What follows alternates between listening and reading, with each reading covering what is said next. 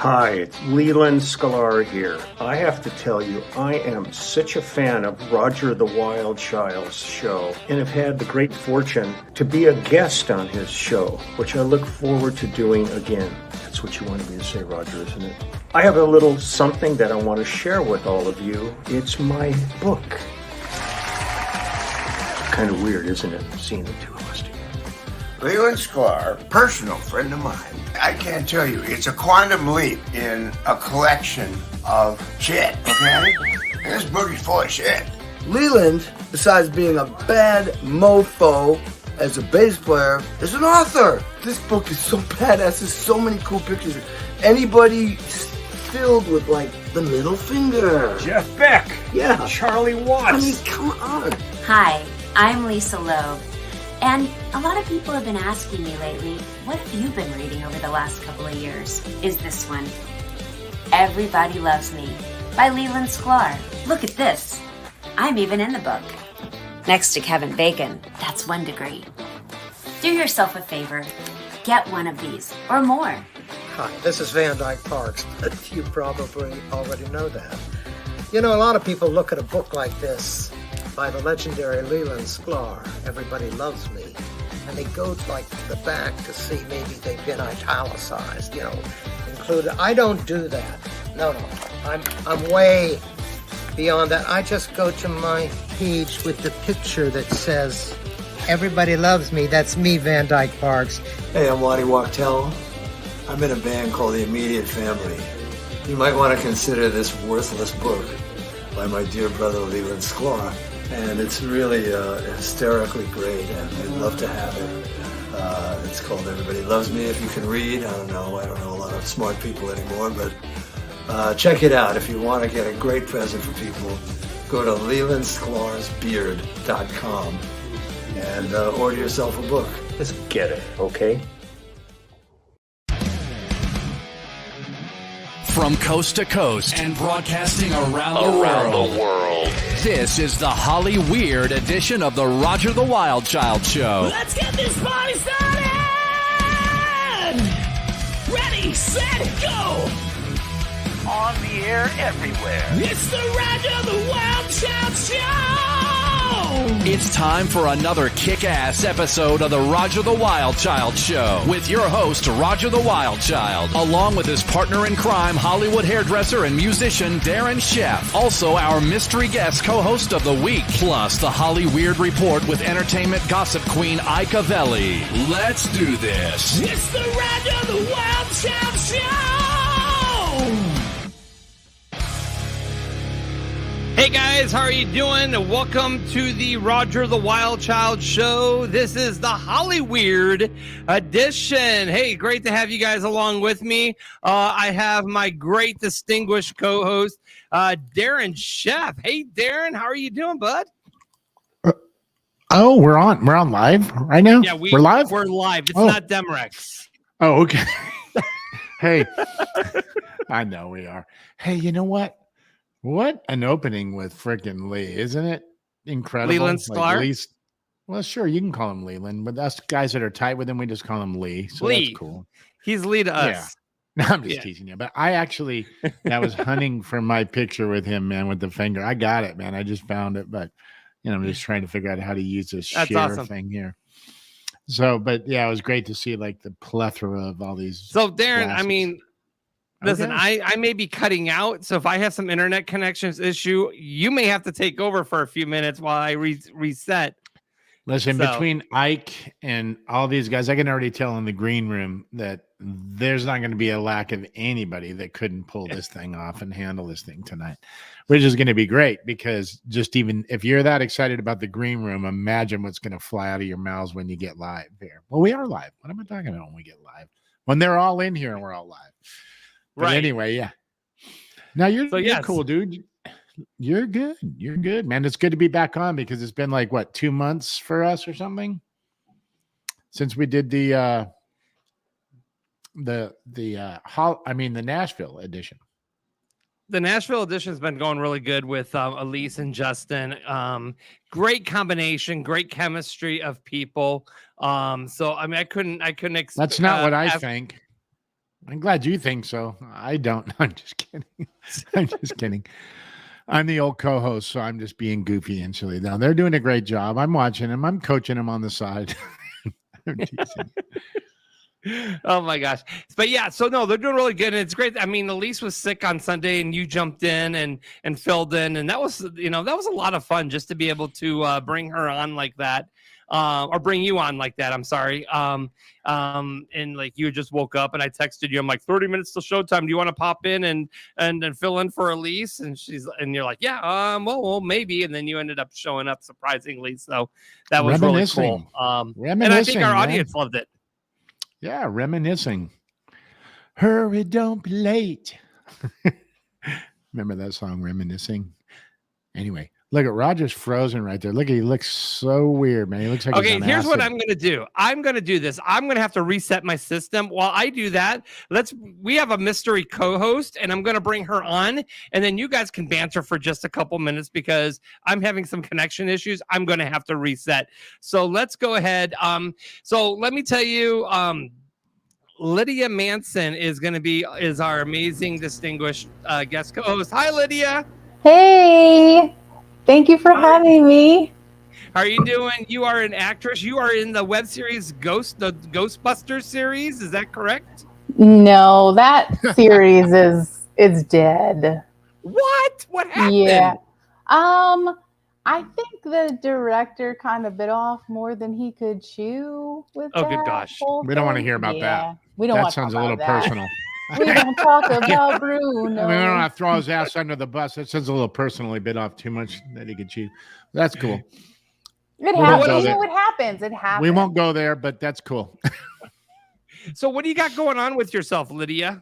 So next week I'm actually going to West Virginia and I'm going to be filming a horror film called Macabre Mountain.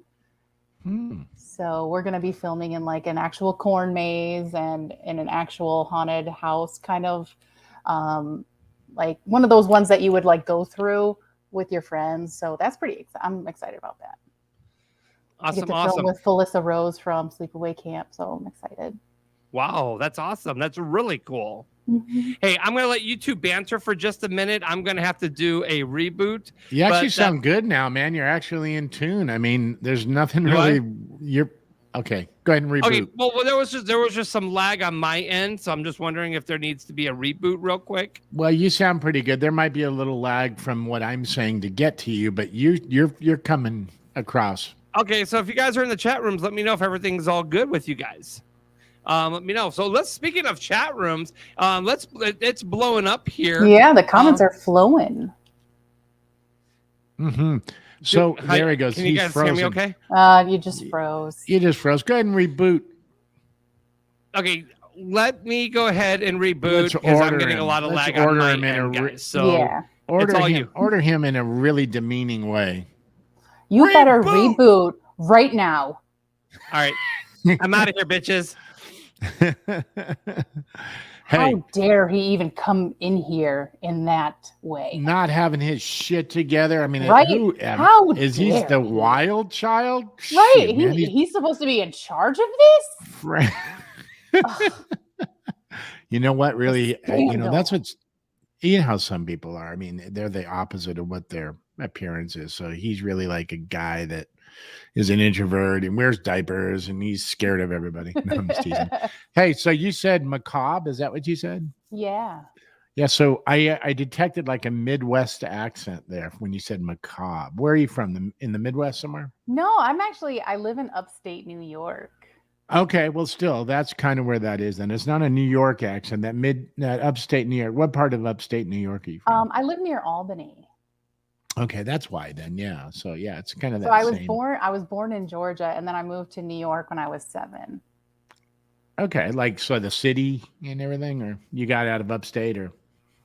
So I moved to Buffalo, New York when I was 7, and then I moved to the Albany area about 10 years ago. Since we're talking about New York and we got a couple seconds, I'm going to tell you guys a funny story. So I'm hanging with my dad, and he's telling all these old, rock star stories about, his life. And then he's telling about all of the stories about him taking acid when he was like, in the 60s. And what else do you do in the 60s? Well, that's exactly right. So he was on the subway in New York, and he was tripping out really hard on some acid. And he loved the way older people's faces looked. He like longshoreman, creases in the face. And he was young. And he goes, man, I was just like really just tripping hard on this one dude. So I'm tripping on him. I'm looking at his face. And he goes, and the guy looks at me after like 15 minutes of being on the subway and just like goes all New York and is like, what the fuck do you keep looking at me for? You've been staring at me for fucking 20 minutes. What, are you on acid? And my dad goes, yeah. And he goes, oh, cool. Like, it was all good. Yeah, I love that, man. Anyway, I'm only like 2 hours from New York City. So anytime I go there, even if I'm nowhere near a taxi, I always have to say, hey, I'm walking here. I have to get it out of my system. I don't know why, but I have that's to. Good. That was a good New York accent. Let's try and get everybody to do a New York accent tonight and see what the scoop is. Because some people, Raj, what's your New York accent sound like? Let's just hear it really quick. Go ahead. Y'all checking out the Roger the Wild Child show. What's going on? That's hideous. Anyway. I give you an A for effort. I try, okay? That's what was so great. I knew it was going to just be hideous, so I knew and that's what's so great about this guy. Anyway, I love it. Does hear English? Well, no, we don't want to do that. We got an English guest on here. Yeah. We don't want to, Anyway, look at all these folks in the. I know. The we got DDA. Hey, DDA. Hello, everyone. Been looking forward to this brand new show. Cindy DeGeorge says, hi, everyone. Cliff Hell. Hello, everyone. Cliff Hell? It's Cliff Hill, Hill. not Hell. Did you hear him? Cliff Hell. Cliff Hell. Well, on this He's show, still on he's still on the New Yorker. Yeah. Yeah, it's Cliff Hill. Cliff Hell. God. Help this guy, please, Manson. Jesus. Okay, Nick Lyon says, hi, guys. Have a great show. Can't wait. Cliff's wife, Emma, is chiming in. Mrs. Hell. Tony in. Moore is watching the show from the green room. Hi. Tony. Let's see. Who else we got here? Joe's here. Joe Preston. Come on. Let's get serious. Joe's in the house. I'm in. You see that? For anybody that doesn't know Joe Preston, don't worry, because nobody else does. Jen Adams is here. She's saying hi. Anybody know Jen Adams? Everybody does. Now. Yep. Hi, Jen. Yep. Jen is from Boise, and she's friends of mine and Ike. She owns the theater that Ike was performing in here in Boise. Theater. Richard Lee is in the house. Sup, guys? Finally got everything to load. Yep. Perfect. Don Swartz is checking in. There is Don. Yep. Cut the lawn, Don. That's his. Deshaun Whipple. Deshaun is here. What's happening, man? Yeah. And Leo, our buddy Leo. Yeah. There's my San Diego boy I grew up with right there. Awesome. So, I mean, the chat rooms are belong. We got Calvin Thorpe on YouTube. All right. Calvin is in. If you know Cal, you got to call him Cal. And we got Kelly Connor is also checking in, saying hello to everybody in the chat room. The chat room's all blowing up, so it's all good. But you know what? It's time to bring on our entertainment gossip queen. Are we guys ready? I'm so excited. Hell yeah, man. Freaking bring the dude on. Are you kidding? Ike. Here we go, guys. Come on, Ike. Come on, Ike. Let's do it. Are you ready, buddy? Hollyweird.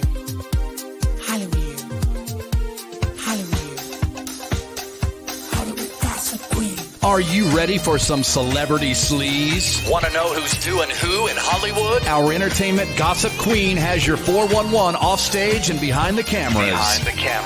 And now, the Hollyweird Report with Ike Avelli.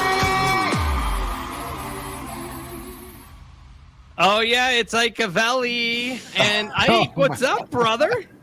I am canceling all my dating apps because that intro was so satisfying. I don't need a man anymore, okay? You couldn't see me, but I was dancing the whole time. Me too. You know what? That was quite an intro. As a matter of fact, I've been out of the loops for so long. I forgot I created that music for you, man. I was Well, like, oh wow! And I'm not doing that to thank pat you, myself on the back. I Darren. just totally spaced out that that That- had even If been I ever done. come back, I want an entrance like that. Yeah, Do you? that Do was you, Lydia? that was like E! News should be like pulling shit like that. Yeah. What Bravo. is it? Yeah. But that Ike, on you your deserve it. I love you. I love you. Love you more. Everybody's loving Ike. Ike is in the house. That's right. I love Ike. Everybody loves Ike. If you don't like Ike or love Ike, take a. That was so corny. Well, I'm no, sorry, Ike. actually, it rhymes. So Yeah. better than what's on the charts today. Talk Yes. into the mic, Ike. I'm just kidding. So thank you so much for having me on. First of all, as your resident gay queen coming in Right. to do some gossip, I'm excited. Yes. Hello. So Hello. I thought I'd just start out with letting you all know that Sylvester Stallone is in a new project. I don't know if you heard about this. It's called Rocky Marriage. Rocky Marriage. I see what you did there. Oh yes. Oh my God. So Can you everyone who say doesn't that know- one more time? Can you please say that one more time? What part? The Rocky or the marriage? Both. Rocky Marriage. Wow.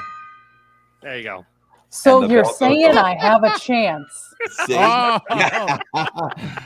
Well, first of all, he just turned 76, and his The age is just a wife, number. Jennifer Flavin. So, for those who don't know how to say it, it's not Flavin, it's Flavin, like flaccid. Okay. So, after There's Viagra, 25 it's years, they are getting a divorce. Wow. Wow, really? And I'm going to tell you why. Jennifer Why? stated in her documents, the husband, I love that, Yeah. that he is engaged in intentional dissipation or waste of marital assets. Are you thinking what I'm thinking? I don't even know. That's like going way over my head. I'm too fucking stupid to even know what that and below means. your knees too. That's what I'm Darren. thinking. I'm Jeez. thinking Sylvester probably doesn't even know what dissipation is. Jesus Christ. Is that like constipation? That's probably what he's thinking.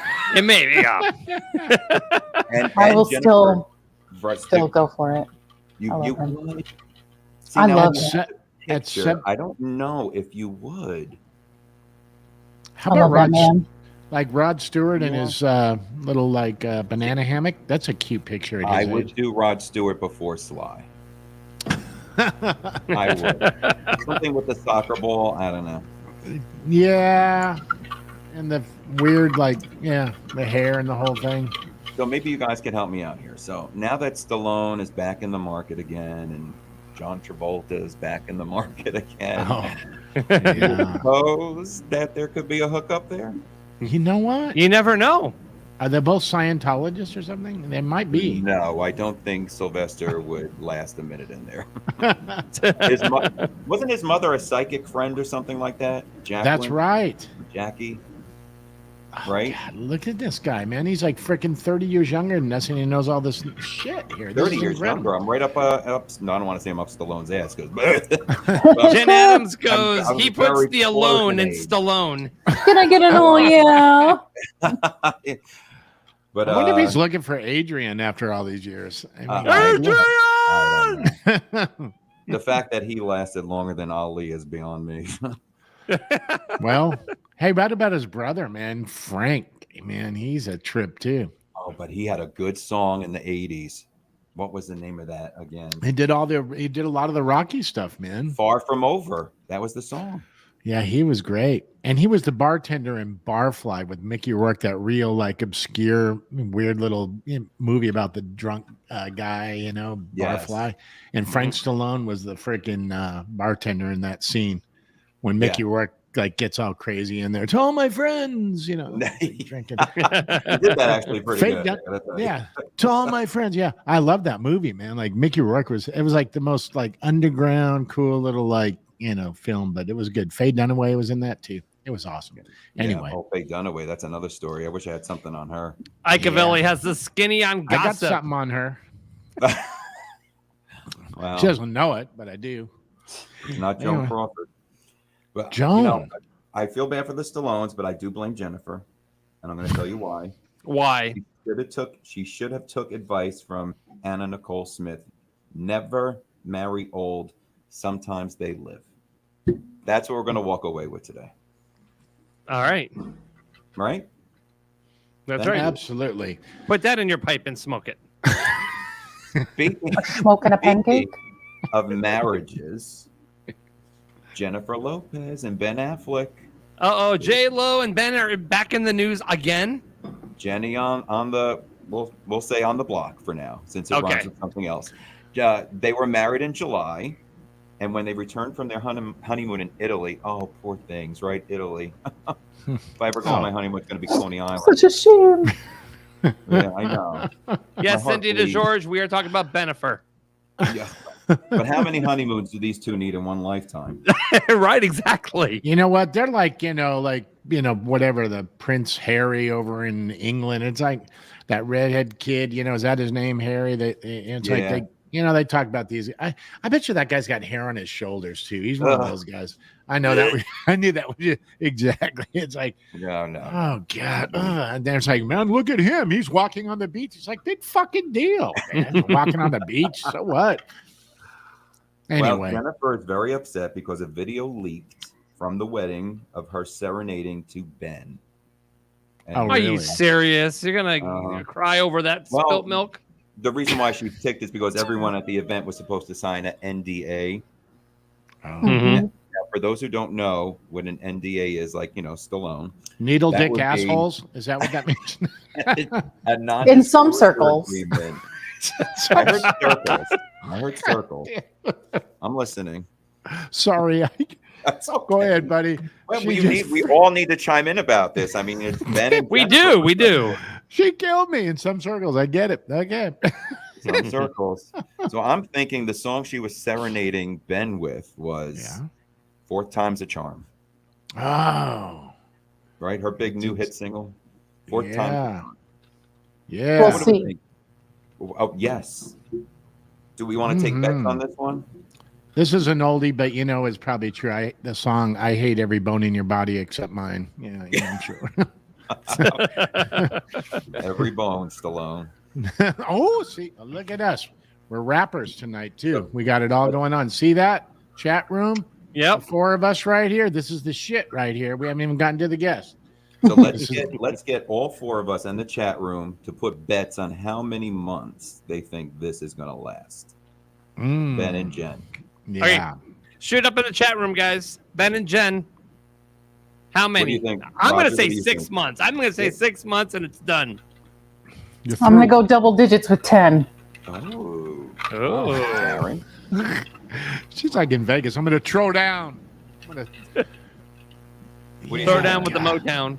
Man, I swear to God, I don't even know if I could even give it 3. I'm going short. 3? I'm going to say 2 months, and I'm going to tell you why. Why? Because I think his ex, Jennifer Garner, is going to show up naked at his door when she's not home with biscuits. Oh, God. Like cat head size biscuits? Biscuits and jam? Bippy. Always. They'll be jam. Richard Lee says 4 months. Do you know what the difference between jelly and jam is? No. You can't jelly the stick in your ass, but you sure can jam it. Oh! You said there was no filters. We're going to be best friends. You know what? I thought it would be more appropriate to hear that out of her mouth, because some people, when I say something filthy like that, they go, that guy's a fucking asshole. Did you hear him? There was kids in the background, and I'm like going, shit. So I'm glad you did that. Yes. Because, that was appropriate. Because I've been scolded, fucking thrown down, kicked down. Oh, my God, he said a dirty word. It's like, yeah. So that was great. All right, so Richard Lee says 4 months. Karen Oris Aronwitz says 11 months. Nina Marie Carey says 4 times a charm will last 4 months. Calvin Thorpe says 7 months. The chat room's blown up, guys. Deania Blankenship says 3. Our buddy Don Swartz says 4.5 years. Oh, right. He actually has faith in them. Okay. Let's see here. Jen Adams says 2 years if they both get film projects. Anybody got any numbers in dog years? Norman Voss says they've already broken up. We just don't know about it yet. They have after tonight. Probably. I'm a minute too late. Yes, you didn't get the memo yet, Mike. No, I don't know what the hell Jenny on the block is doing. 5 times the charm. So do we have time for more or no? Yes. Okay. Fans of the Housewives in New Jersey, anybody? Yes, I'm never not. watched it. Never. No. Well, Cindy according George to says Post, we're going to hell. This is good. According to the Post, Teresa Giudice was just married this month and says, this is good information, that she is having sex with her new husband, Louis, 2 times a day. And she can't keep her tongue to herself. Wow. It sounds like a personal problem. Right. So what she's basically saying, guys, is that her tongue is catching more germs than Lysol. Good for her. Mm-hmm. Good for her. Yes, good for her. Well, can we all agree that maybe that's a good thing? Well, hell yeah, it's a good thing. Of course yeah, it is. I mean, we got to think positive, right? I mean, shit, there's too much negativity. You got to find the good stuff and all the kind of normal weird stuff. So we all think it's a good thing. Yeah. Well, she did go on though. She did say they have sex morning and night, but sometimes he gets her during the day. He gets her. Yes. During the day. The day. And I want to say, Teresa, it sounds like your new husband's unemployed. Who's supporting who here? Right. Are you collecting unenjoyment? I don't know. I don't know. Ike, you're killing me, man. Freaking great. We got more if you're ready for it. One more. I'm always Let's do ready. it. Let's do one more. Apparently, so is Teresa. Yeah, exactly. Morning, noon, and night, and the overnight shift. Right. So Kate Moss is in the news today. This is hot off the press, guys. Mm-hmm. She stated Johnny Depp gifted her a diamond necklace when they were dating in the 90s. Didn't come in a box. No. Didn't come with a pretty bow. No.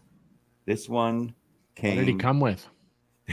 It came inside of Johnny's ass, and she had to pull it out. What? True story. Wow. You heard it here. Is this before beads were popular or some shit? I mean, I was so hoping, when you drop the beads like in Home Alone on the floor of the marbles, I was like, oh, let that happen inside of there. Well, that sounds normal because I mean, look what was left on his bed, from Amber. I mean, she did go on to say that after she received it, she wore it at the 1995 CFDA Fashion Awards show, which explains why the critics said her outfit stinks. Oh, jeez. Oh, it's great. Let me see your Liberace ring, dude. Let me see your Liberace ring. Show us your Liberace ring. Pop that up there. Look at that freaking thing. Good Lord, man. Oh, dang. Do you actually whack off with that thing on? I can't believe it. No, this came out of John Travolta's ass, just so you know. Oh, did it? Okay, all right. I thought it would have been his cock ring, but Do you hear that? There's that, upstate New York thing. It's cock ring. Yeah. See, she's from upstate. He's from the city. So you hear the difference? Yes, it's cock ring. Yeah, this is cock ring. Oh my God, we can be best friends. Yes. Now you guys can like each other on Facebook and just, hang out. No, I was just at the Bronx Zoo on Monday. How is this possible? I don't know. There's so many days yet out of the year. We will see each other for sure. We have to. This is a must. We have to. With lots of, what is it, Truly you had? What is it? Yeah. We'll have lots of those together. We can go to the city. We can do the Sex and the City tour. Do you know how long I've been waiting to do that? I've always wanted to do it. I think my sister did and said she was disappointed, and she's a big fan. I feel like I would be disappointed too, but I still want to do it. We'll go to Magnolias. They are getting a new immersive Titanic exhibit coming to the city soon. Do people drown? I don't think it's that immersive, but it was a very poor choice in words, I will say. Yeah, all right. Well, but I mean, our hearts will go on. Isn't that a Celine song or something like that? Yeah, but it's from Titanic. Look at Roger trying to be gay. Oh, Comes naturally, dear. He thought all the people in the life jackets were just like dressed up and they were all the gay people. It's weird, like because it was flashing. Oh, did you see him with all those? Yeah. Bow tie and a life jacket. Blowing into some fucking tube trying to get air in there and shit. I'm sorry, we're going to hell. God bless those fucking people. I am so sorry for even making fun Obviously, of that. he needs to get better at blowing if he's going to try to be gay. He's got practice. He just doesn't want to let anybody know. Right. Anyway.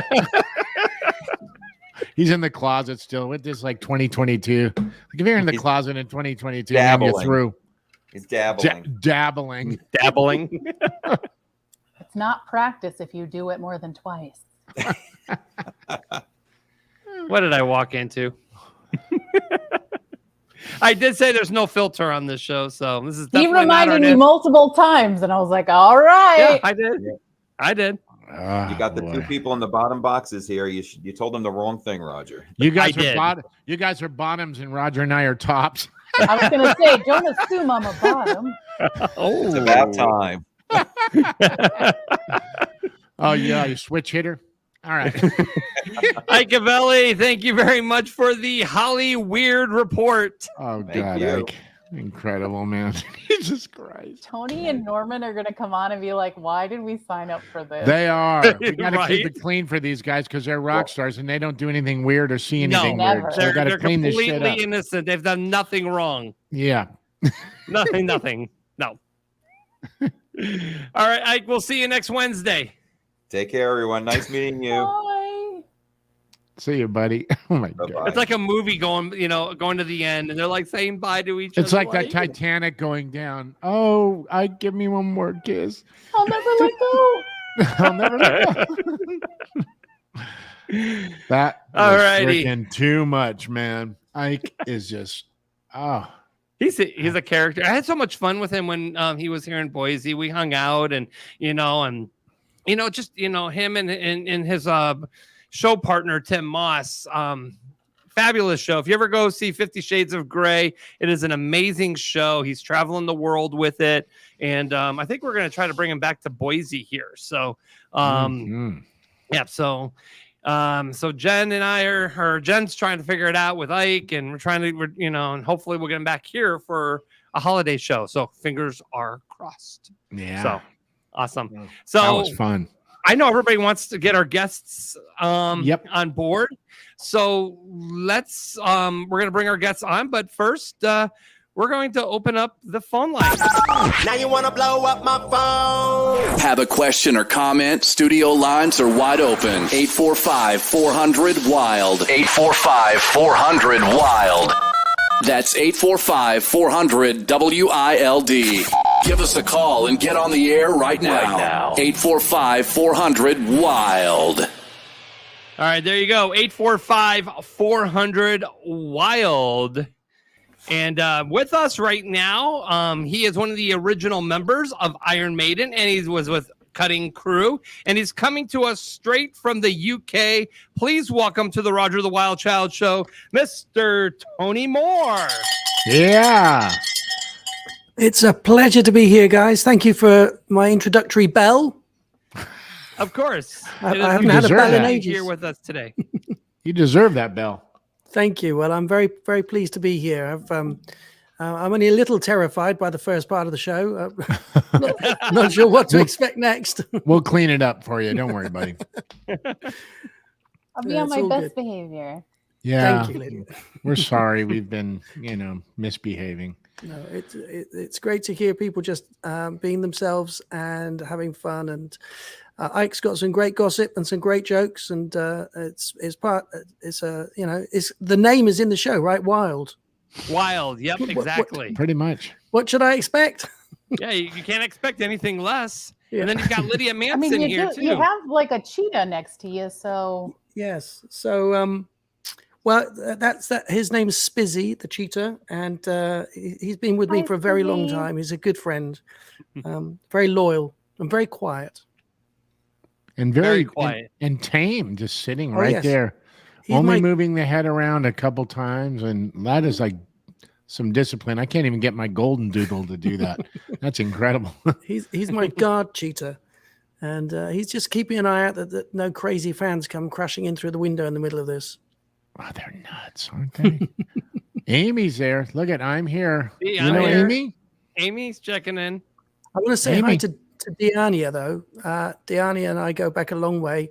She came to one of the early Cutting Crew shows when we were touring in '87, and I signed a little autograph and did a little drawing for her, which years and years and years and years later, I got this beautiful email out of the blue just saying how touched that she was that I took some time to talk to her, and so she's been a Facebook friend now for ages. But it's nice. it's amazing how social media kind of brings together, friends from the past, the connections from the past that you never knew were able to be in touch with.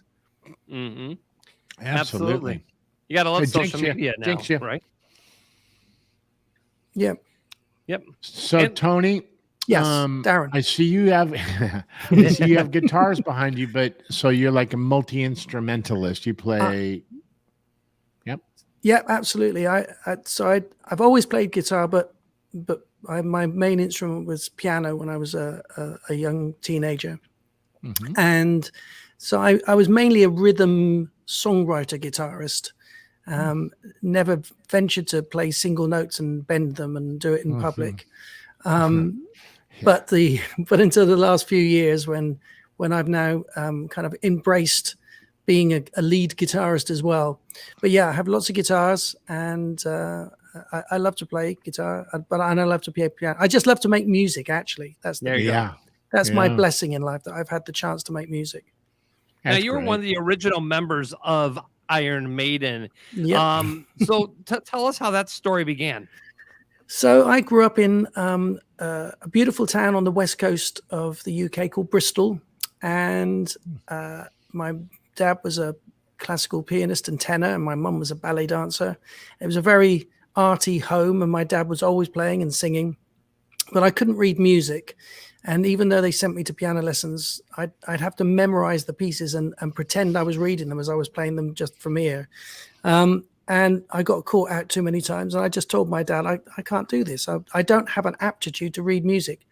He, on the other hand, could sit in front of a piece of Rachmaninoff or Chopin or Mozart and play it perfectly first time. So I ended up composing music. That seemed the easier route to me. If I composed it, then nobody could say it was wrong.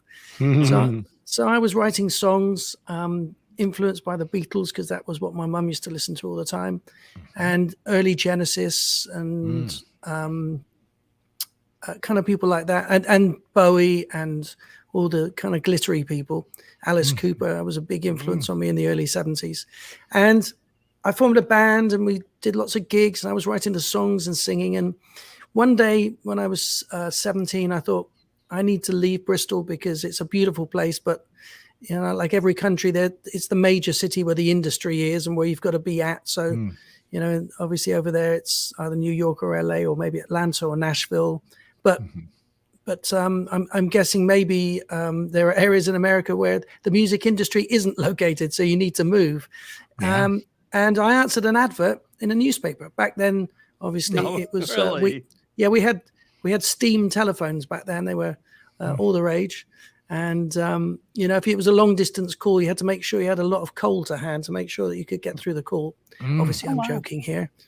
This is British humor. Little bit of irony just thrown in there. And here I am like, oh my God, that's insane. Sorry, Lydia. This is 1800s. If you look up Gullible, here is my picture. I understand they've just taken Gullible out of Webster's dictionary. Did they really? Bad. Anyway, I'll leave that to hang for a second. But seriously, when I was, this was 1977. Okay, so there was no mobile phones or internet or anything, but there was a magazine called The Melody Maker, which was a bit like the internet in paper form. So every week you could look for bands that wanted musicians, or you could be a musician saying that you were looking for a band, or you could sell or buy equipment, or you could say that you were a lonely musician looking for a friend. Basically all the things you need on the internet. And there was a big advert, and it said Iron Maiden I think all this is online now, right? People have found all of this, but I think it said Iron Maiden rock band or London rock band looking for a keyboard synth player and drummer, or drummer and keyboard synth player. No idiots. No idiots. As if an idiot would go, "Oh yeah, that's me." You're not talking about me. I'm not doing that. They won't like me because I'm an idiot. So I've called the number and arranged to do an audition and drove to London for the first time ever on my own, in my little car with all my equipment in the back. And it was like the most exciting thing in my life at that point, because I'd never been in a rehearsal room.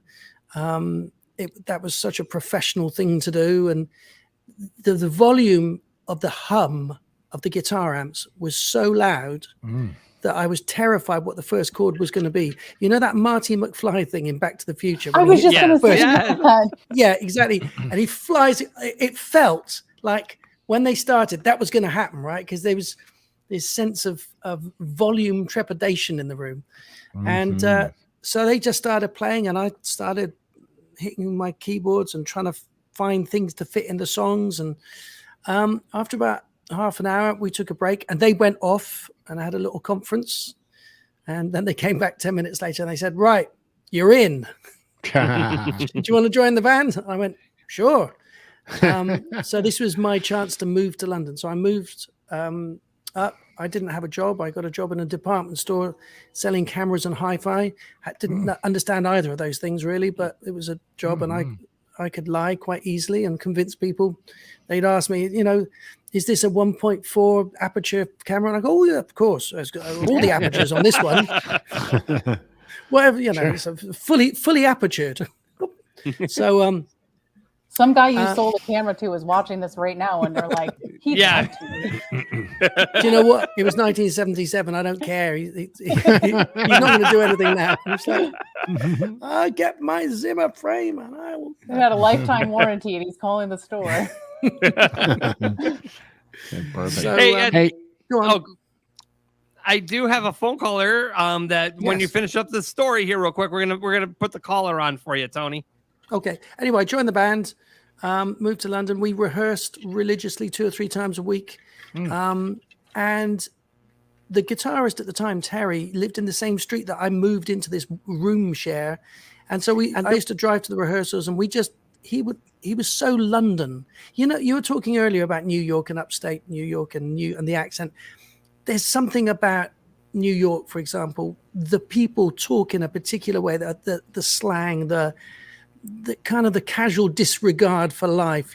He was kind of like that, not as in dangerous, but just like you get on with stuff. You're not precious about things.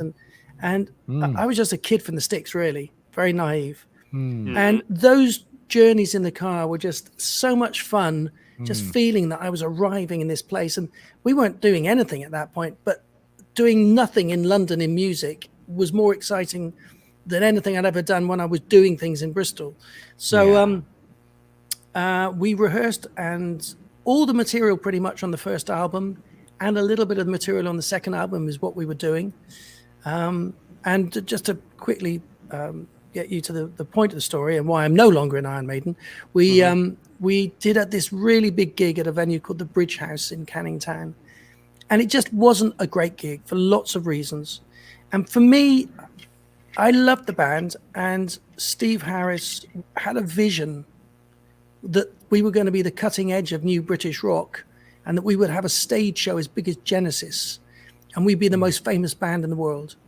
And his vision and his passion was really seductive and exciting. And he was such a nice guy. And when I first moved, actually, I stayed with him and his nan for a little while. And we used to just sit looking at records and playing a Genesis record or a Todd Rundgren Utopia record, all these great proggy kind of records, going, this is what we're going to do, and we're going to be like this. And for me, that was like so exciting. And absolutely, he was right. From the first second, he had this vision, and everything that he believed and the energy of the band would became so. It's just that it didn't feel like it was the right place for a keyboard player. For me, it just, so I basically jumped ship. I bailed and joined another band. And then they kind of changed the lineup a little bit, and Paul Di'Anno came on as the new singer, and Adrian and Dave Murray with the twin guitars, which was the sound right back then, the harmony twin guitar. And, you know, just jokingly, sort of, I'd like to think that my leaving helped to their success. Sounds like it did. They might have struggled on with a keyboard player that was wrong, and then the synergy might not have worked for them. Anyway, that was the Iron Maiden story. Oh yeah, that makes sense. Now we understand why people don't see keyboard players in Iron Maiden, the music that they know of Iron Maiden now, because you had left. Well, when you look at bands like Yes, and you got Wakeman over here with 5 rows of keyboards here, and then on this side and one in the back, it's like, you know, it's like that's what you're thinking, right? Genesis keyboards, you know, it's not like, you know, these aren't guitar power bands, and they figured that out, right? Pretty quick. And it worked. You know, it was better for them. It was kind of better for me, you know, and we stayed friends. And you know, I am so, first of all, proud that I'm a part of that story. And that I played a little role on that journey. And I'm also super proud of everything that they've done, right? I've been to most of the tours. You know, I'm still a fan, right? Because they do everything that they said they were going to do, right? They put on this amazing show. They have a vision. They fulfilled that dream. Yeah, and they're still doing it. They're right out now on a massive tour. I think they're in South America right now. What keyboard did you pull up with on that audition? What was it, man? Do you remember? Yeah, I do. But it was completely wrong for the band. Yeah. It was a Wurlitzer piano God. and an ARP Axe, which was like the cut down version of the ARP Odyssey. So I had like a monophonic synth and a piano, right? That's great, and not even a proper piano sound, you know, a whirly kind of sound. So if this had been Steely Dan, I'd have been in, right? Right. or if it was Supertramp, hello. Oh, right. Yeah. Yeah, but the logical song. Yeah, exactly. That's right. All right, Tony, we're gonna go to the phones right now. I got a caller on hold, and it is Jen from Boise. Jen, you're on the air with Tony Moore. Hi, Jen. Hey, what's up? It's good to speak to you, Jen. Yeah, listen through the phone. Don't listen through the your device. No, I know. I got you. I have to mute the device. I get it. Okay. I know. I've done radio before. I'm not trying to give myself some kind of weird vision quest for no reason. Anyway, Jen, it's good to speak to you. No, it's funny. Same. Listen, the way that you were describing, London and Bristol, I swear I feel the exact same way. I would rather do nothing in New York City than almost anything in Albany. So I just want to put that out there as a native New Yorker. I'm just kidding, Amy. I love you. Don't listen to me, because I'm also the same person who was staring at Tony's screen and wondering why he had a serval just chilling there and didn't know it was a friggin' filter. Also, Tony, I believe it's pronounced Genesis. I don't know if you know that or not. Okay. Totally joking. All right, here's my question. It's a weird ass question. I just want to know, like, if there's a song that you love that never ever fails to make you cry, like that just moves you. What is it? A song that I wrote, or just a song in general? Say that again. Was it either? Either. Well, it's there is a song. This is a tricky moment, and I don't wish to be bring any negative energy, but I did lose my mum a few weeks ago. Oh, I'm sorry. I wrote many songs for her, especially in the latter part of her years, and this poster here for my show Awake, she features a lot in there, and there's a few songs that I've written for her that are very difficult for me to sing, it has to be said. But leaving that to one side, there's an artist called Foy Vance, Foyvance, Foy Vance. He's from Northern Ireland. He is one of the greatest singers and voices that I know. And although he's not super famous, lots of people know him and love him because he's a real original. And one of his songs is called Indiscriminate Act of Kindness. And every time I listen to that song and I watch him perform it, I tear up. It's a beautiful song. And it's a strange song. It's the story of a drug-addicted prostitute who decides to go cold turkey and has no money and is looking for a place to stay the night and goes to this hotel, and the concierge sees her and says, you can stay here and I'll stay with you to look after you. And she says, why would you do that? I'm a stranger. What do you want? He says, I don't want anything, but it's an indiscriminate act of kindness. Mm-hmm. And so he stays with her through the night as she goes cold turkey. But even talking to you about it now, I'm getting a few little shivers. It's a beautiful, beautiful song. Mm-hmm. And I urge everyone to check out Foy Vance in general, but certainly that song specifically. Absolutely. All right, Jen, thank you for your call. So, yeah, that's humanity for you right there, buddy. That's incredible. Yeah, absolutely. Absolutely amazing. Can't wait to check that out later myself. And his voice is insane. He actually wrote a song, I'll Carry Your Burden. I think it might have been just called Burden. But at the CMAs a few years ago,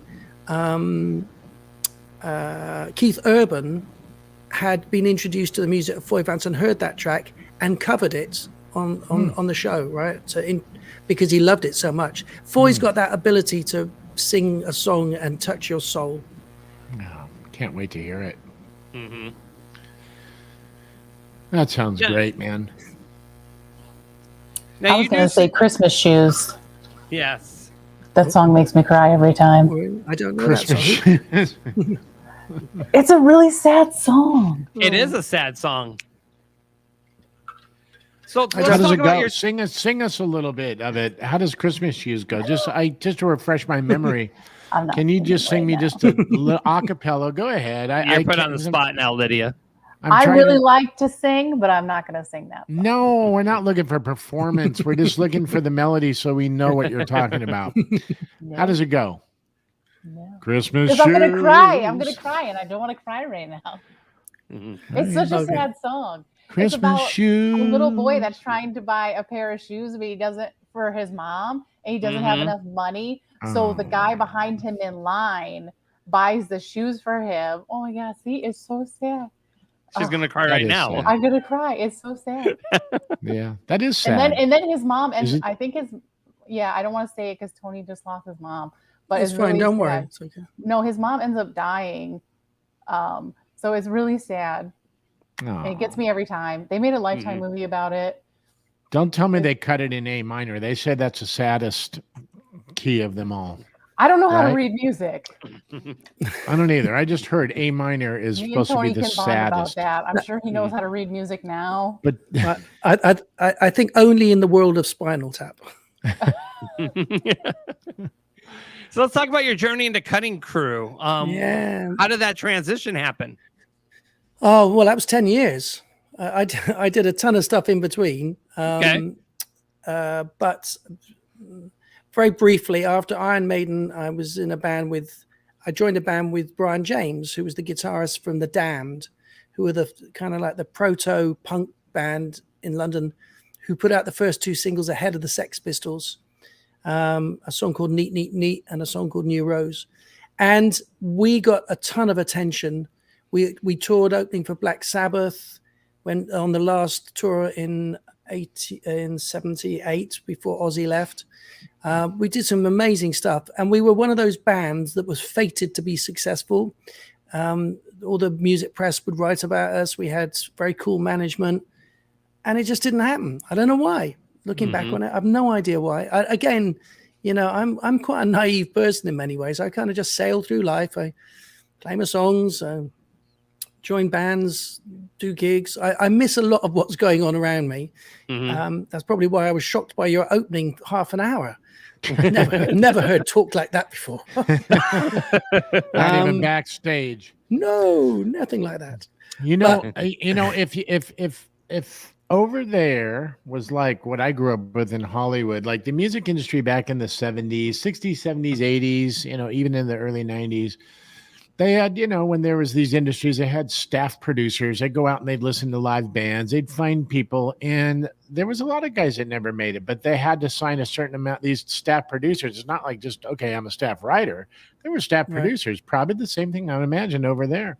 And they would sign bands all the time. And I remember people going, oh, man, my band got signed. Well, these staff producers had to sign a certain amount of people for the record labels, whether no matter who they were, even the majors, Yeah. And sadly, a good amount of those are dependent on a lot of, big corporate figureheads, like what their idea of what they thought was going to be great or what wasn't. It's like when I got a publishing deal, I'd walk into one place and they'd say, God, I love these 3 songs here, and if this one sounded like that, and then you go to the other place and they hated the 3 the other guy liked. And so it was really a matter of finding somebody that really just said, okay, I love this and I really want this. And so that's the irony of it all, right? Like, wow, who's going to really just, who's going to be the one to bite on this?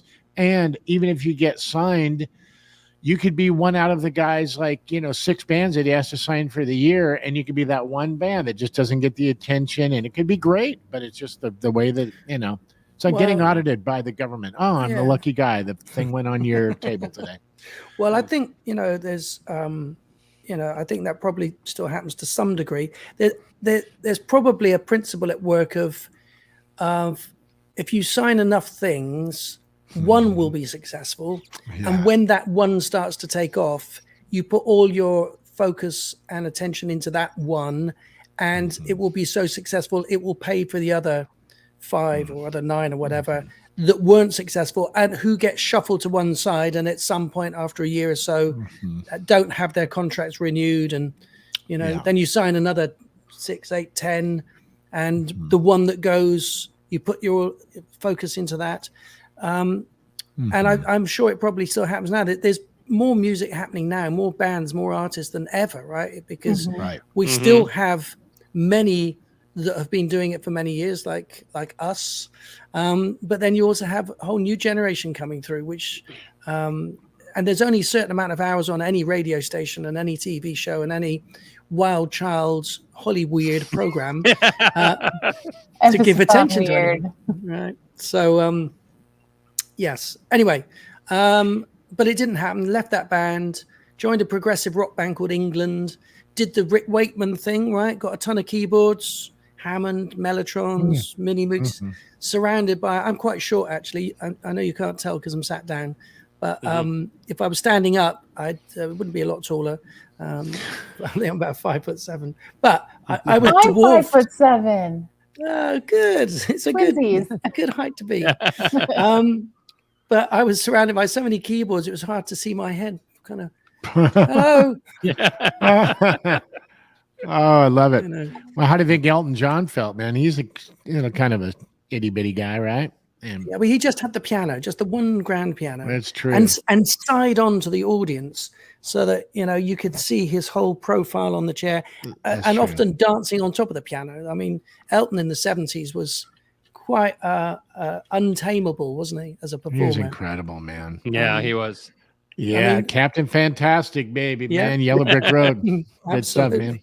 All of it, actually. Then I formed my own band in the kind of early 80s called Radio Java, and based around songs that I had written, and got a manager, and we got a deal, and we made an album at Abbey Road. And that was the next part of my life that was like, wow. Yeah, exactly, right? It's just, there's a few places in the world, right? A few studios that you walk in and you go, oh my God, every single inch of this building has witnessed greatness in action. And I hope a little bit of that rubs off on me. And I made an album, and we released a single in 83, 84 as the Ethiopian crisis took root in the world's consciousness, and the Band-Aid single, Do They Know It's Christmas, came out, which suddenly dominated the charts. So our little Christmas song got completely lost, although it got picked up by some DJs in Holland on a buying trip when there was no streaming. You'd go and buy records and try and find little nuggets, I guess, around the world. And they started playing it on the radio and getting all these requests to hear it again and again. Oh, that's cool. So we ended up, I think, being for a short time #1 in what they called the tip chart, which is an airplay chart.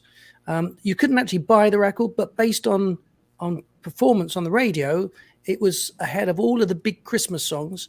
So they flew us out to Holland. We were doing all these big shows with all these super famous artists looking at us going, well, who are they?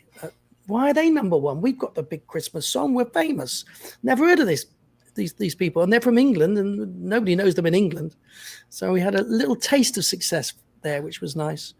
And in the progressive rock band, by the way, with all the keyboards, the bass player in that band was Colin Farley, who became the bass player in Cutting Crew. And that's kind of how I got involved in Cutting Crew. To get to the answer to your question eventually. I hadn't forgotten, okay? It was just a circuitous route, right? We're having, sure. Back road stories are good. It's early in the morning here in London. My mind is wandering. And so Colin said, I'm working with this new group, and we need a keyboard player. And I knew Nick before because he had a band previously called The Drivers, who were quite successful in Canada. And they were signed to the same publisher that I was signed to.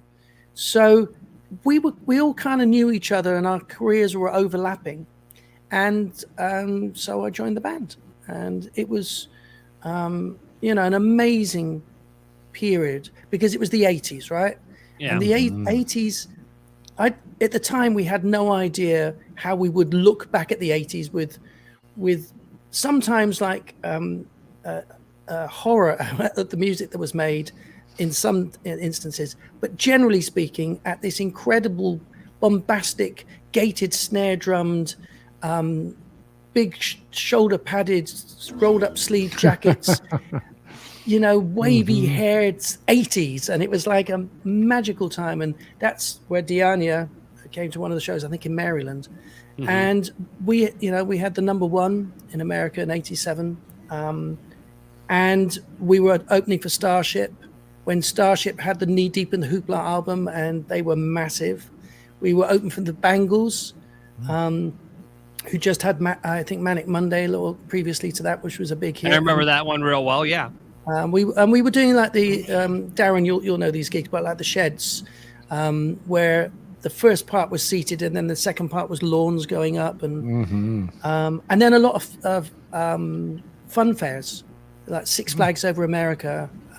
We did lots of those in Dallas, and we did Astro World in the Astrodome in Houston, and it was, I can't tell you how exciting as some English guys with a hit record it was to be in America at that time. That's great, man. We did the Johnny Carson show on his birthday, and really? And we played live, right? This was nobody did track really back in those days unless they were completely miming, right? But it was just, the band, we were really playing, and they guesstimated about 80 million people were going to be watching. David Letterman was a guest on the show. Some comedian that looked a bit like a football player called Joe something. Can't remember. I'm sure someone can Google it. But there's some video of it up there, and we were meant to do 2 songs: "Died in Your Arms," which had been the big hit, obviously, and then the next single, "Been in Love Before." And we were behind the curtains, and they were at the commercial break, and suddenly this guy with some headphones around his neck and a clipboard put his head around the curtain and went, "Hey guys, we're running late. We've got to cut one of the songs. You can only do 1 song." Okay. And we had 30 seconds before they were pulling the curtains back to decide what song to do. Oh, good so Lord. we decided we better do "Been in Love Before," as it would be the new single, and we needed the promotion. But all my keyboards were programmed for "Died in Your Arms" because that was going to be the first song. Oh, wow. So I'm going, I've got to move that over there. Because and when you see it, there's a little bit of deer in the headlights about it as well. Okay, we're doing this. It's live. That's incredible. You know what? That was such a, the 80s, and, I've talked about this before, but it was such a fantastic time because during the 80s, you had like so many different styles of music that were becoming big. It wasn't just like 70s classic rock or 50s or 60s music, where you were really pigeonholed into one sound and one thing. I mean, the 80s, you had your hip hop, you had your what we called new wave, right? Cutting, whatever, you had metal, you had the glam rock stuff. It was such a great 10 years of music with all these different styles and textures and mixes, and everybody was on the radio with all these different things, and I loved that about the 80s because it was just that was when things just opened up, and it just was like, wow, you weren't just categorized into this one category. Like everybody was doing it. Motley Crue, you guys, whoever, man, metal bands, it was just new wave, aha. All that stuff. As you described that, Darren, I was thinking it's strange how every decade has a sound. So the 50s, you hear a 50s track, and it's got to be the 50s, right? Had to be. And I guess there was a kind of overlap as the 50s was just becoming a bit more sophisticated, and people were trying different things, and it becomes the 60s. But suddenly, the 60s doesn't sound like the 50s at all. And then the 70s sounds like the 70s, not the 60s.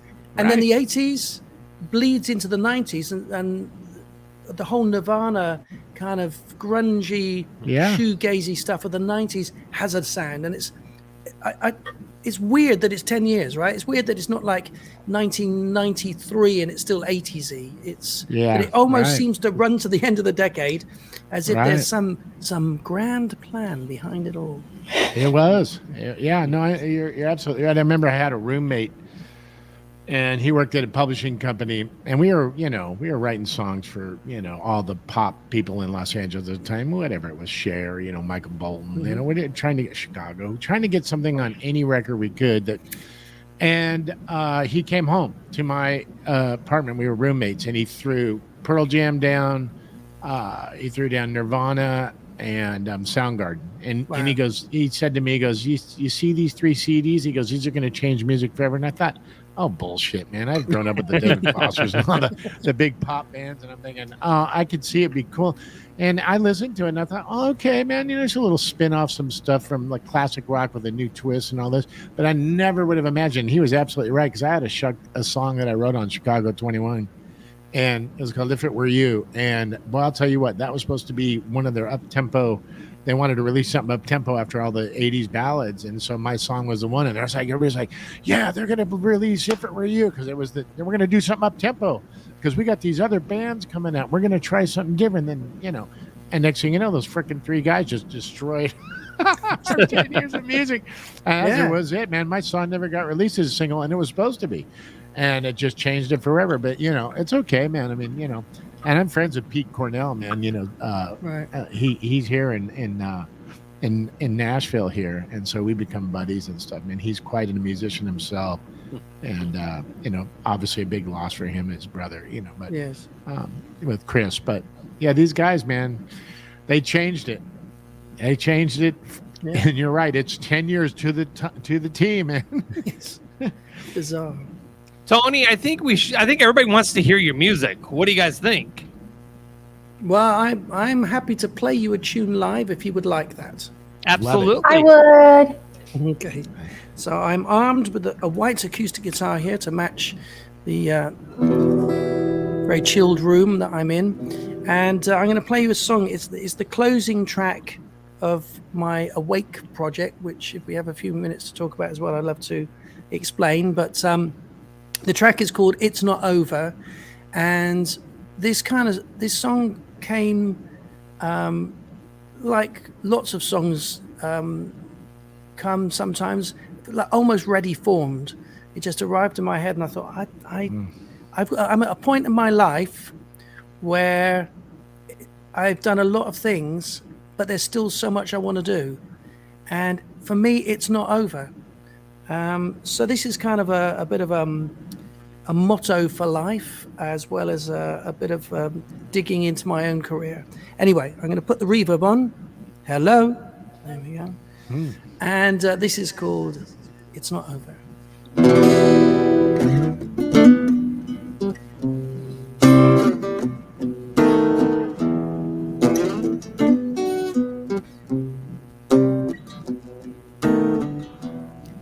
lived many lifetimes. I've walked many roads. I've had my chances, but I've blown them all, God knows. I've often been foolish, and occasionally wise. But timing's everything, you gotta realize. The moment when it comes, opportunity that knocks, the door that starts to open when you see there are no locks. It's not over till the final curtain call, till the last song has been sung and the velvet starts to fall. It's not over if there's breath within your bones. While there's words upon your tongue, there's still so much left to be done. It's not over. It's not over.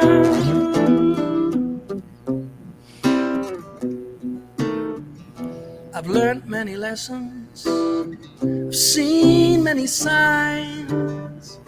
I've fallen so often that I've lost track of the times. But here I am standing, stronger than stone. I carved my life in rock and roll, it's all I've known. The moment when it comes, opportunity that knocks, the door that starts to open when you see there are no locks. It's not over till the final curtain call, till the last song has been sung and the velvet starts to fall. It's not over if there's breath within your bones. While there's words upon your tongue, there's still so much left to be done. 'Cause it's not over till the final curtain call, till the last song has been sung and the velvet starts to fall. It's not over if there's breath within your bones. While there's words upon your tongue, there's still so much left to be done. It's not over. It's not over. It's not over. It's not over. Well, it's not over. My goodness, man. What wow, textures, great dude. song, Tony. That was awesome. Yeah. It's an incredible song, but, you know, me as a musician, man, I'm listening to the textures of your voice, man, you know, going through your, you know, sections, and it's like freaking incredible, man. So really beautiful, man. You have such a great tone to your voice, and I'm glad I got to really listen to that and experience that. That was incredible, man, really, honestly. I'm touched and blessed to be able to do this and share Yeah. a little of my music with you guys, because you know I'm watching a lot of talent on this screen in front of me. So yes, thank you for welcoming me into your creative boudoir. I have one request for you. Can you are you prepared? Can you do a little bit of "I Just Died in Your Arms Tonight"? Sure, I'll do. I would I'll love do that.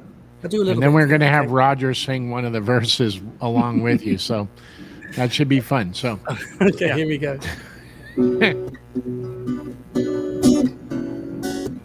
I keep on looking for something I can't get. Broken hearts lie all around me, and I don't see an easy way to get out of this. The diary, it sits on the bedside table. The curtains are closed, the cat's in a cradle. And who would have thought that a boy like me could come to this? Oh, I just died in your arms tonight. It must have been something you said. I just died in your arms tonight.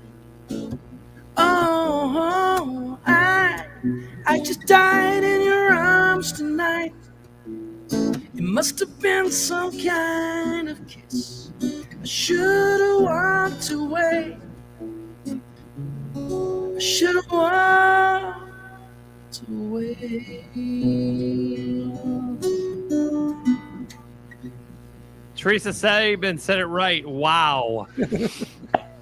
Thank you. Yes. Fascinating. That was really great. Incredible, man. You know, I see you playing these chords, you know, and you just hear these melodies and you're just going, man, that's what's so great about music is like we've all played these chords, but to be able to, you know, like you said earlier, some of that stuff just flows out of you, man. It's like, you know, you could be stuck on something for freaking weeks sometimes and then like, God, man, you know, and then something just comes out of you. But it's just crazy. Just watching those chords and that, you know, just going, okay, oh, wow, that was interesting how I went to that chord. And then you start picking it apart because you didn't write it. You know what I mean? When you like something, you start looking at it a little bit closer. That was wild, man. That was great. I mean, I never really looked at it that closely before, but listening to that melody and watching those chords and going, wow, as a musician, that was really cool, man. Thank you. And well, listen, you know, from your background and your family and your experience, that's extremely high praise indeed. And I take that very deeply and gratefully. Thank you. Oh man, are you kidding? Yeah, it's a gift for you, brother, man. You can't help it, you know, but you're welcome. You know what, Tony? We're going to bring our next guest on because I know he had some questions for you as well. Usually we just go out of one guest to the next, but he's like, I need to talk to Tony. So, yes, let's go ahead and bring him on here. We've got Stormin Norman Voss, the bass player of the Bret Michaels Band. Hello, Norman. Hello. Can you hear me? We can. Or see me? Can't see you. You are the mystery man. Yeah, you look like a little white circle with a man's head in the middle there. That was cool. I thought I was tripping or something. I was like, whoa, look at that. There he is again. Yeah. Look at that. Something's happening. I'm just I'm stopping my cam, starting my cam. Oh, well. We can hear you. Okay. Why don't you log back out and log back in? Okay. Yeah, we'll wait. I can see you in the green room. I just can't see you on the screen. While he does that, can we hear about Awake? Oh yes, good idea. So basically, just at the beginning of 2020, my mum, who was about 89 at that time, sadly developed quite bad dementia and became bedridden, and then that kind of rolled almost immediately into the lockdown. So I moved in to be her primary carer and look after her. And she looked after me as a kid and had encouraged me, and I love her very much. So we weren't going anywhere, right? None of us on the entire planet was really going anywhere. So I moved in with her and I set up all my equipment in her great big shed in the back garden. And I decided on March the 24th that I would do a live stream every night, because you might remember at the very beginning we were told that the lockdown was going to be to ease the curve, flatten the curve, I think they said. Just 2 weeks. 2 weeks, exactly. So, very good, Lydia, right? So I thought I'll do a live show every night for 2 hours for 2 weeks. I can do that. I mean, that's like 14 shows. Easy, right? So I set up in the shed with a bit of green screen and all my keyboards around me, and I did the first show, and it was great. And you know, at the beginning of that lockdown, it was like having a snow day, if you know what that feels like, when suddenly because a big heavy load of snow arrives, no one's going anywhere, you can't go to school, everything's a bit different. It's like an enforced holiday, and so you kind of enjoy the fact that everything's a bit weird and nobody expects you to be anywhere.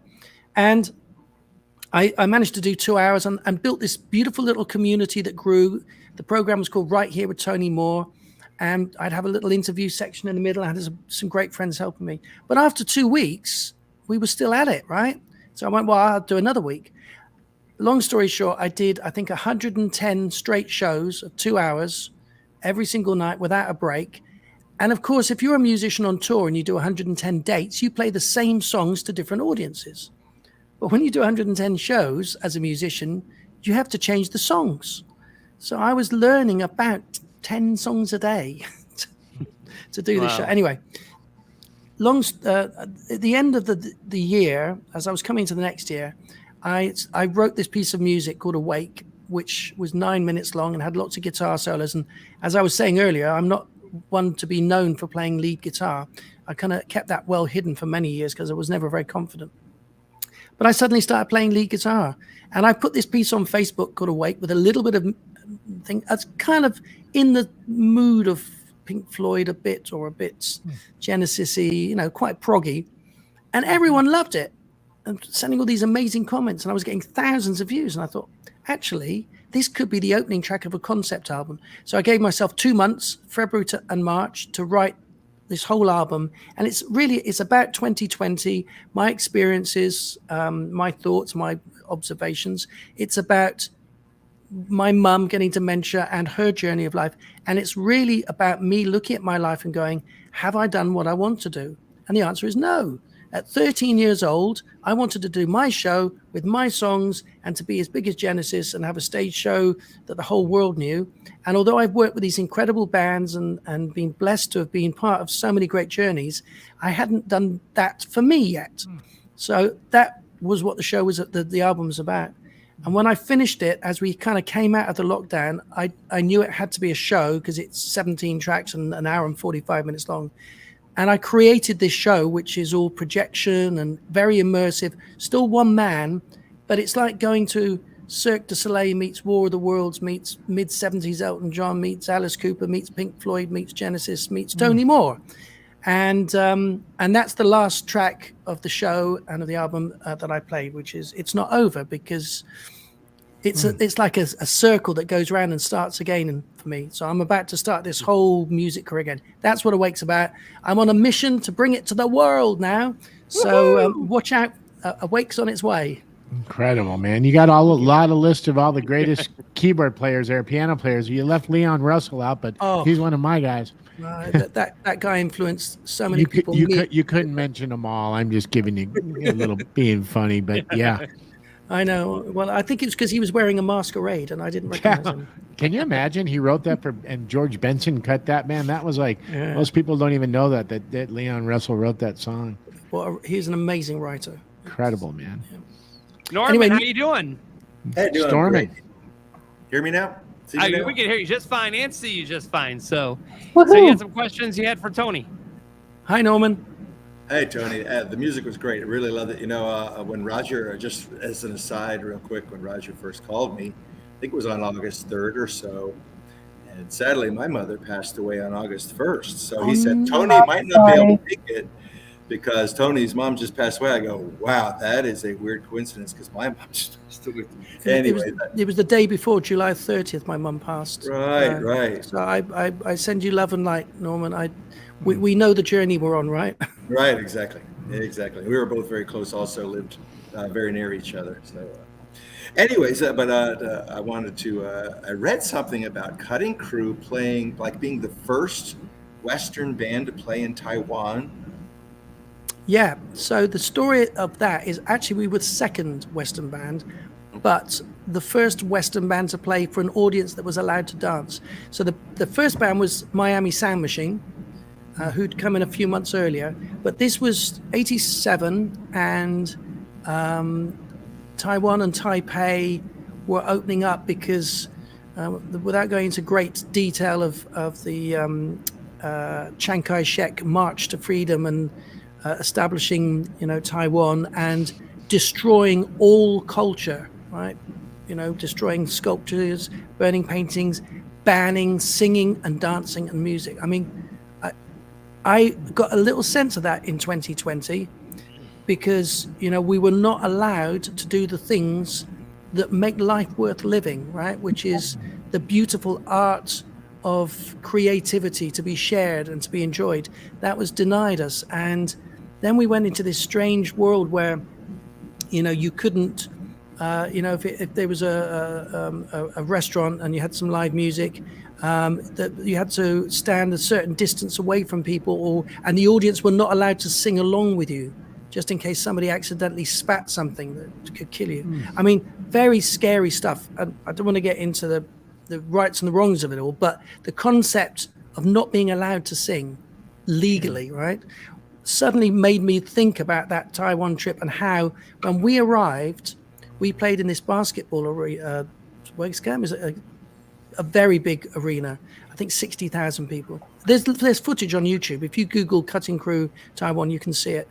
And this audience were just going crazy because they'd never been allowed to stand up and dance.